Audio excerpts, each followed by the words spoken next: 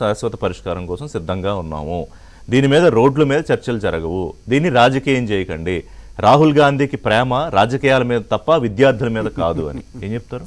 ఇప్పుడు దేశ యువత నరేంద్ర మోడీ పాలన పట్ల విసుగు చెందారు. వరుస వైఫల్యాలు, ఒకటి కాదు రెండు కాదు 157 సార్లు పేపర్ లీకులు. అదేవిధంగా నీటు పరీక్ష 2024లో మళ్ళీ 2026లో 2024లో లీక్ అయినప్పుడు మేమంతా రోడ్ల మీదకి వచ్చినాం. దేశవ్యాప్తంగా యువత కూడా అదే రోజు ఆ రోజు కూడా బాష్పవాయువులు వాటర్ కెనాన్లు ప్రయోగించారు. తర్వాత పార్లమెంట్లో చట్టం చేస్తాం, ఇక పరీక్షలు లీకులే ఉండవు అన్నారు. ఈ అక్రమాలకు పాల్పడిన వాళ్లకు ₹1 కోటి జరిమానాతో పాటు వాళ్ళ 10 ఏళ్ళు జైలు శిక్ష విధిస్తామన్నారు. సరే, యువత మొత్తం కూడా ఆ ఉద్యమాన్ని సరే నిరసనలు ఆపు చేయడం జరిగింది. మళ్ళీ 2026లో ఈ 22 లక్షల మంది అమాయక విద్యార్థుల జీవితాలు నాశనం, అందులో 17 మంది ఆత్మహత్యలు చేసుకోవడం జరిగింది. కాబట్టి మీరు ఏదో రాజస్థాన్ అంశం తీసుకోరు. రాజస్థాన్లో 2021లో జరిగితే రాష్ట్ర ప్రభుత్వం దగ్గరుండి ఎవరైతే దానికి పాల్పడారో వాళ్ళ ఆస్తుల్ని కొల్లగొట్టారు. కోచింగ్ సెంటర్ల మొత్తాన్ని కూడా కూల్చివేశారు. మళ్ళీ ఏమైనా జరిగినాయా? పునరావృతమైనయా? కానీ అక్కడ ఎవరు కూడా ఆత్మహత్యలు చేసుకోరు. కానీ ఇక్కడ తీవ్రమైంది. 24లో జరిగింది, 26లో జరిగింది. వరుసగా 157 లీకేజీలు అయినాయి. 7.5 కోట్ల మంది విద్యార్థులు, అమాయక విద్యార్థులు నష్టపోయారు దీనివల్ల. ఇక్కడ ఏమంటున్నారు, మనం ఏమంటున్నాం? ఇప్పుడు స్పందించే తీరులో చూడండి, కాంగ్రెస్ ప్రభుత్వాలు, బీజేపీ ప్రభుత్వాలు. కాంగ్రెస్ ప్రభుత్వాలు స్పందిస్తాయి, బంధించు, అది గుర్తుపెట్టుకోండి. దేశ యువత నిర్భయ చట్టం తీసుకురావాలని చెప్పి ఇండియా గేట్ దగ్గర ఎంత బీపత్, ఇంతకన్నా ఎక్కువ జరిగింది ఆ రోజు.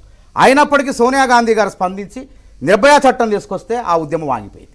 అదేవిధంగా 2011లో అన్నా హజారే గారు ఏది లోక్పాల్ బిల్లు బలహీనంగా ఉంది, దాంట్లో సవరణలు జరగాలంటే యూపీఏ ప్రభుత్వం వద్దని, అప్పుడు బీజేపీ ఉన్నది. బీజేపీ ఇంతకన్నా ఎక్కువ పెద్ద ఎత్తున పోరాట ఢిల్లీలో దేశ యువత మొత్తం వాడికి జమ్మకూడదు. కానీ మేము ఏమైనా నిందించినమా?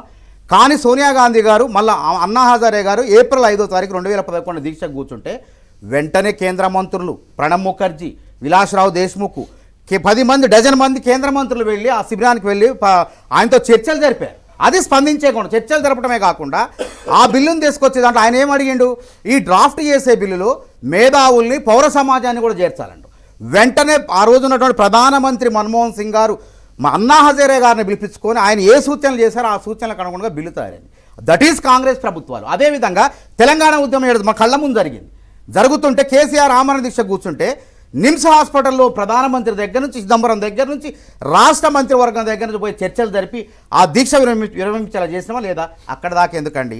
ఇదే సోనం వాంగ్చుక్ తండ్రి గారు సోనం వ్యాంగ్యాల్ గారు 1984 సంవత్సరంలో ఇదే వ్యాంగ్యాల్ గారు లద్దాఖ్ ప్రాంతంలో 97% మంది గిరిజనులు ఉన్నారు అని చెప్పి లేహ్యూలో 5 రోజులు ఆమరణ దీక్ష కూర్చుంటే వాళ్ళందరికీ ఎస్టీ హోదా ఇవ్వాలని కూర్చుంటే ఇందిరాగాంధీ గారు ఢిల్లీ నుంచి లేహ్యూ ఆయన దీక్ష చేసే ప్రాంతానికి వెళ్ళి దీక్ష విరమింపజేసి 97% కాదు 8 ప్రధానమైనటువంటి గిరిజన తెగలకు ఎస్టీ హోదా కల్పించారు.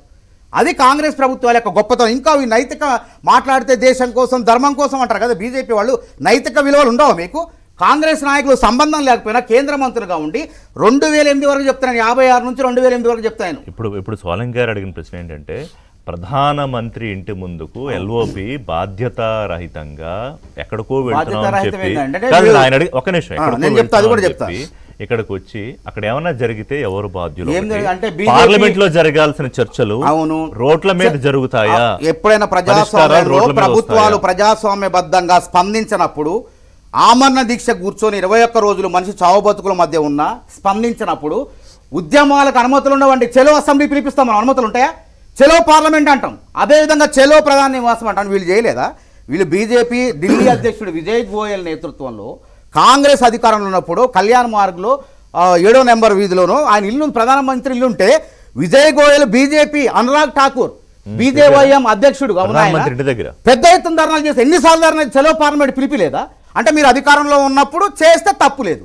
కాంగ్రెస్ ఎప్పటికీ అది కూడా దేశ యువత పైన లాఠీ చార్జ్ జరిగినప్పుడు ఒక ప్రధాన ప్రతిపక్ష పార్టీ నాయకుడిగా రాహుల్ గాంధీ గారు స్పందించిన తీరుని దేశం మొత్తం హర్షిస్తుంది. అంటే గాయపరుస్తారంటే రక్తం గారే విధంగా రాహుల్ గాంధీ గారి పైన పోలీసులు అమానుషం ఏంటంటే, అందుకే నేను నైతిక విలువలు ఎందుకంటానంటే 1956 సంవత్సరం మన మహబూబ్ నగర్లో ఒక రైలు ప్రమాదం జరిగితే కేంద్ర మంత్రిగా ఉన్నటువంటి లాల్ బహదూర్ శాస్త్రి ఇది నాదే బాధ్యత అని చెప్పి రాజీనామా చేసిండు. అదే ఏడాది తమిళనాడులో 140 మంది చనిపోతే ఇక నెహ్రూ గారు ఆమోదించినప్పుడు మళ్ళీ ప్రమాదం జరిగితే 140 మంది చనిపోతే లాల్ బహదూర్ శాస్త్రి గారు పట్టుబట్టి రాజీనామా ఆమోదింపజేసుకోండు. 1958 సంవత్సరం ఒక ఆర్థిక వివాదంలో టీటీ కృష్ణమాచారి గారు ఆయనకు సంబంధం లేకపోయిన ఆరోపణ వస్తే రాజీనామా చేసిండు. 1962లో భారత్ చైనా యుద్ధం వైఫల్యం కారణంగా కేకే కృష్ణమేనన్ గారు ఇది నాదే బాధ్యత ఆయన రాజీనామా చేసిండు. 1993లో మాధవరావు సింధే రష్యా విమానం ప్రమాదం జరిగితే ఇది నా వైఫల్యమని ఆయన రాజీనామా చేసిండు. 99లో బీజేపీ వాజ్పేయి గారు ఉన్నప్పుడు ఎంత అప్పుడు బీజేపీ వేరు, ఇప్పుడు బీజేపీ వేరు. నితీష్ కుమార్ గారు కలకత్తాలో రైలు ప్రమాదం జరిగితే నాదే బాధ్యత అని చెప్పి రాజీనామా చేసినా చేయలేదా? ఇక చివరగా 2008వ సంవత్సరంలో శివరాజ్ పాటిల్ గారు ముంబైలో బాంబు పేలుళ్లు జరిగితే నా బాధ్యత, నాకు ఈ పదవి వద్దని చెప్పి పక్కన పడేసినండి. సో ధర్మేంద్ర ప్రధాన్ రాజీనామా ఎందుకు అడుగుతారు? ధర్మేంద్ర ప్రధాన్ రాజీనామాతో ఇన్ని లక్షల మందికి లేకపోతే ఇన్ని కోట్ల మందికి ఒక పరిష్కారం దొరికినట్టే. ఎందుకంటే విచారణ అనేది పారదర్శకంగా జరగాలంటే పదవుల్లో ఉండొద్దు. ఆ వరుస వైఫల్యాలు అదే శాఖలు అదే ధర్మేంద్ర ప్రధాన్ ఒకప్పుడు లీకుల పైన ఒరిస్సాలో పెద్ద ఎత్తున పోరాటం చేసి నాయకుడైండు. ధర్మేంద్ర ప్రధాన్ తెలవదా అంటారు. ఆయన పాలసీల గురించి డిస్కస్ చేశారు కదా. అదే ధర్మేంద్ర ప్రధాన్ గతంలో ఒరిస్సాలో ఏబీవీపీ కార్యకర్తగా పెద్ద ఎత్తున ఆ ప్రభుత్వంపై తిరుగుబాటు చేసి అక్కడ ఉన్నటువంటి పట్టుబట్టి పెద్ద ఆందోళన చేసిన ధర్మేంద్ర ప్రధాన్కు రాజీనామా చేయొద్దా? ఎందుకు అడుగుతున్నారు? రాజీనామా చేస్తే విచారణ పారదర్శకంగా ఉంటుంది. మీరు ఇప్పుడు రాజీనామా చేయమన్నారు. ప్రధానమంత్రి అసలు మేము చెప్పడం కాదండి, ఆయనే చేయాలి. ప్రధానమంత్రి లాఠీ చార్జ్కి క్షమాపణ చెప్పాలి పార్లమెంట్ లో, బరాబర్ చెప్పాల్సి వస్తుంది. ఎందుకంటే ఇంత పెద్ద ఎత్తున దేశ యువత శాంతియుతంగా వచ్చారు. ఆ రోజు నిర్భయ చట్టం నిన్న రాత్రి జంతర్ మంతర్ దగ్గర నుంచి బయటకు పరిగెట్టుకొచ్చి కన్నాట్ ప్లేస్ లో ఇంకోటి పోలీసుల మీద కత్తులతో దాడి చేసి అవన్నీ కూడా కావాలని ఉద్యమాన్ని ఏంటంటే మంచిగా జరుగుతుంది. బీజేపీ అప్రతిష్ట పాలైంది దేశవ్యాప్తంగా. దేశ యువత తిరుగుబాటును చూసారు. గుర్తుపెట్టుకోండి, 2022లో శ్రీలంకలో ఏ తిరుగుబాటు జరిగిందో, 24లో బంగ్లాదేశ్లో ప్రభుత్వాలపై నియంత్రిత ప్రభుత్వాలపై ఏ తిరుగుబాటు జరిగిందో, అదేవిధంగా 2026లో నేపాల్లో ఏ తిరుగుబాటు జరిగింది. ఇలా అదే తిరుగుబాటు ఇక్కడ జరిగింది. ఎందుకంటే పెద్ద ఎత్తున దెబ్బలు రాష్ట్రవాయు గోళాలకు భయపడకుండా యువత మొత్తం కూడా పార్లమెంట్కి పోయిందంటే రైళ్లు బంద్ చేసిన, ప్రయాణ సౌకర్యాలు లేకున్నా ఇలా ఆహార పదార్థాలు ప్రజలు ఇస్తున్నారండి, పంపిస్తున్నారు. వాళ్ళు యూనివర్సిటీ డాక్టరేట్ బంగ్లాదేశ్ తోను నేపాల్ తోను శ్రీలంకని భారతదేశాన్ని పోల్చండి. అంతేగాని 20 రోజులు స్పందించారండి. 5 రోజులకు ఇందిరాగాంధీ స్పందించింది. అదేవిధంగా అన్నా హజారే దీక్షకు 8 రోజులు స్పందించారు. మరి వీళ్ళు ఎందుకు స్పందించారంటన్నా? అదేవిధంగా రాజస్థాన్లో ఎవరు చనిపోలేదు. ఏమడుగుతారు? రాహుల్ గాంధీ ఏమడుగుతాడు? చనిపోయిన బిడ్డల కుటుంబాలకు న్యాయం చేయండి, ఆర్థిక సాయం చేయండి. చేయలేరా? శేషు గారు మీ సొంత డబ్బులు ఇస్తున్నారా? ప్రొఫెసర్ గారు, ఇది మొదలైంది ఏ కాజ్ తోటి, ఇవాళ ఎక్కడికి వచ్చింది, ఎలా ఎండ్ అవుతుంది అంటే ఇది ఇప్పుడు ఎవరి కంట్రోల్లో ఉంది అనేది కూడా క్వశ్చన్ మార్క్. ఎందుకంటే విద్యార్థుల పేరుతో